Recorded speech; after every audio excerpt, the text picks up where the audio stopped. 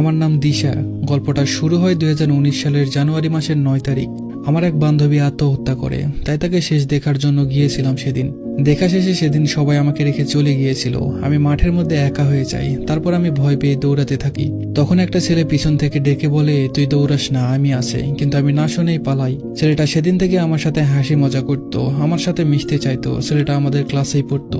March মাসে আমার নানুর বাসায় একটা অনুষ্ঠান হয়, সেখানে আমি চলে যাই। সে একদিন আমার ডায়েরি থেকে আমার মোবাইল নাম্বারটা নেয় আর আমাকে কল করে বলে, তুই কি স্কুলে আসবি না? আমি বলি, কয়েকদিন এখানে থাকবো, তারপর যাব। তারপরও বলে, তুই কি কাউকে ভালোবাসিস? আমি বললাম না। তারপর আমিও তাকে জিজ্ঞেস করলাম, তুই কি কাউকে ভালোবাসিস? সে বলল হ্যাঁ। আমি জিজ্ঞেস করলাম কে সে? তারপরে সে বলে তুই। আমি ভয়ে কলটা রেখে দেই। তারপরের দিন সে আবারও কল করে। তার সাথে আমার কথা বলতে অনেক ভালো লাগতো, তাই তাকে অনেক বেশি ভালোবেসে ফেলেছিলাম। কিন্তু একে একে আমার পরিবার, স্কুলের সবাই আমাদের রিলেশনের কথা জেনে যায়। শুরু হয় আমার উপর অত্যাচার। আমার বড় আম্মু আমাকে অনেক মারে। কিন্তু তাকে যখন তার পরিবার থেকে জিজ্ঞেস করে আমাকে চিনে কিনা, সে বলে সে আমাকে চিনে না। কিছুদিন যাওয়ার পর সে আবার আমার সাথে যোগাযোগ করে। আমি আবার সব ভুলে তাকে ভালোবাসতে থাকি।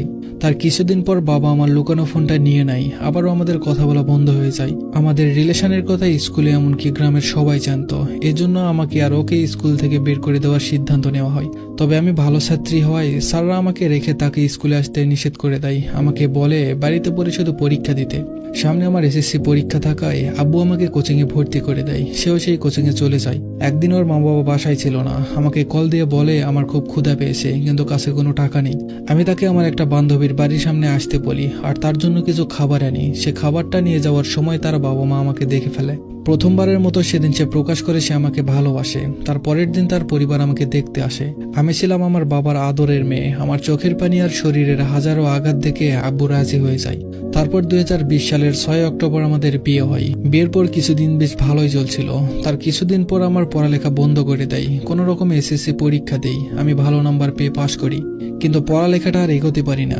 15 বছর বয়সে আমার বিয়ে হয়। তো কিছুদিন যাওয়ার পর সে আমাকে খোঁটা দিতে শুরু করে। সবার শ্বশুর বাড়ি থেকে কত কিছু দেয়, আমাকে কেন দেয় না, এই বলে আমার গায়ে হাত তুলতো। আমি চুপচাপ মুখ বুজে সব সহ্য করতাম। এভাবে মার খেতে খেতে আব্বুকে সাহস করে বলে ফেলি, আব্বু আমাকে কিছু দিবে না?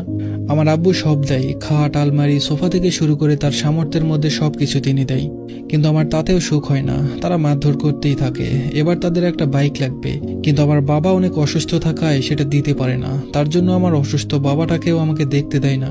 এমনকি সে অন্য জায়গায় রিলেশনও করতো। আমি জিজ্ঞেস করলে আমাকে মারধর করতো। পুরো 2টা মাস আমার বাবা মার কারোর সাথে কথা বলতে দেয় না। পরে একদিন আমার আম্মু আমার শ্বশুরের ফোনে ফোন দেয় আমার সাথে একটু কথা বলার জন্য।